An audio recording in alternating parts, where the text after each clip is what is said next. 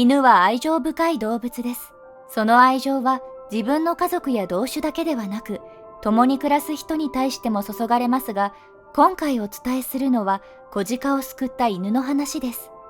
助けを必要とする子鹿に対して注がれた愛情によって子鹿の命は救われたのです。犬にとって愛情の大切さとは、命の元でもある食欲をもしのぐことがあるそうです。たとえ餓死しようとも愛情を捨てることは考えられないほどなのです。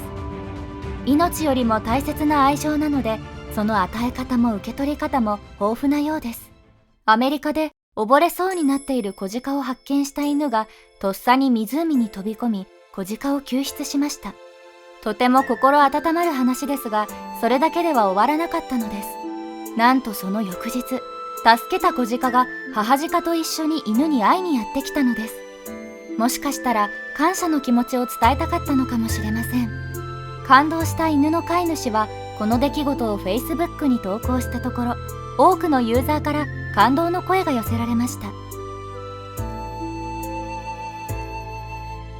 ある日のこと、アメリカ・バージニア州カルペパー郡に住む62歳のラルフ・ドーンさんは、飼い犬でゴールデンレトリバーとプードルのミックス犬であるゴールデンドゥードゥルのハーレーと散歩に出かけていました。するとハーレーが突然走り出しました。ハーレーにやっと追いついたドーンさんはそこで事態を把握しました。ハーレーは湖で子鹿が溺れそうになっているのに気づき、とっさに助け出そうとしていたのです。生後数日と思われる小さな子鹿は崖から60メートルほど離れた場所で、首から下は完全に水に浸かり、自力ではどうすることもできない様子でした。ハーレーは子鹿の窮地を察知し、気がつくとすでに湖へと飛び込んでいました。ドーンさんが見守る中、ハーレーは子鹿を懸命に岸まで誘導しながら一緒に泳いでいました。その間ハーレーはずっと子鹿のそばを離れなかったのです。岸に着くとハーレーは鼻を使って子鹿の体を押し上げ、落ち着かせるように体を舐め続けました。ドーンさんはこの出来事を Facebook でシェアし、このように綴りました。ハーレーは子鹿と離れたがらない様子でした。でも私は子鹿の母親が姿を現したのを見て、ハーレーを連れて子鹿から離れました。母鹿は私たちが子鹿のそばから離れたことを知り安堵したのか、やがて子鹿を連れて森へ去っていきました。ハーレーのおかげで子鹿は間一髪のところで命を救われました。そして翌日、おとぎ話のような出来事が待っていたのです。翌朝、ドーンさんが妻のパトリシアさんとコーヒーを飲んでいると、ハーレーが落ち着かない素振りを見せ始め、家の窓から窓へ移動して外を見ていたといいます。私がハーレーを玄関から外に出すと、子鹿の鳴き声が聞こえました。昨日ハーレーが助けた子鹿が母親を伴ってやってきたのです。鹿の親子は木々の間にいましたが、ハーレーの姿を見ると近寄ってきました。ハーレーと子鹿は互いの尻尾をひとしきり振り合った後、匂いを嗅ぐために鼻を近づけ合い、ひとときの触れ合いを過ごしていましたと、ドーンさんはその時のことを話していま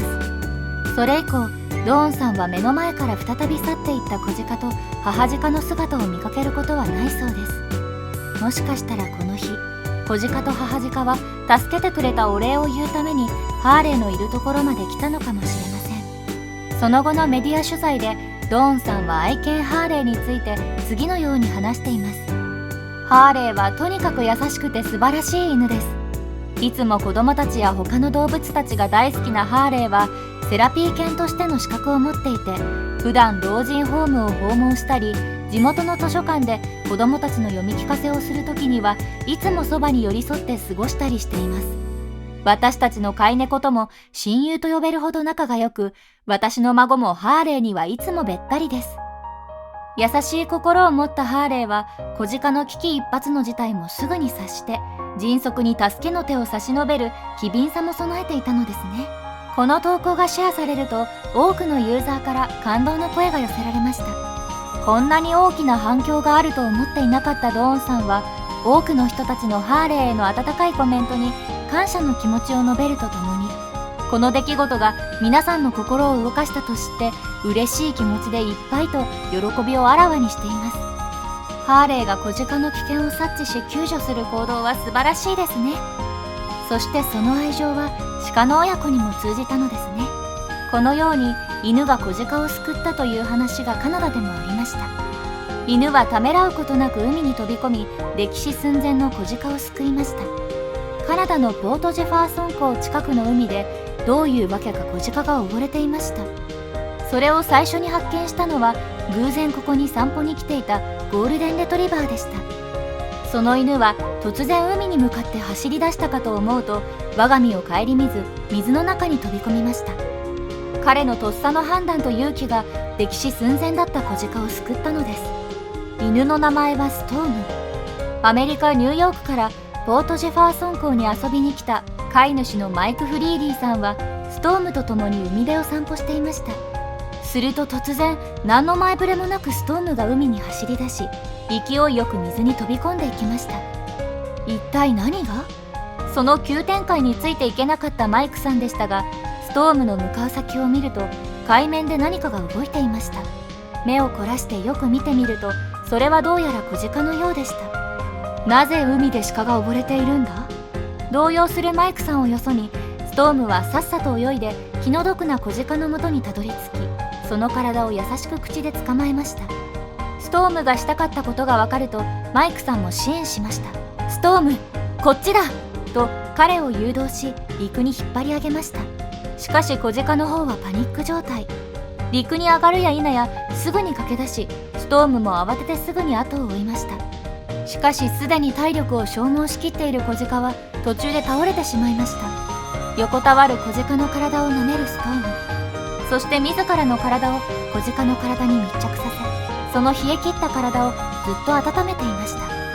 マイクさんはすぐに動物保護団体に連絡をしました。スタッフが駆けつけるまでストームは子鹿のそばを離れることがありませんでした。ようやくスタッフが到着しました。ところが保護するのは簡単にはいきませんでした。近づこうとすると逃げ出し、再び海に飛び込んで溺れかけてしまいました。やっとのことで子鹿は保護され、今は回復に向かっているようです。その後ストームは保護団体から表彰を受け、勇敢なヒーロードッグと称えられました。ネット上でもストームのニュースはあっという間に拡散し、素晴らしい犬の逸話として話題になっています。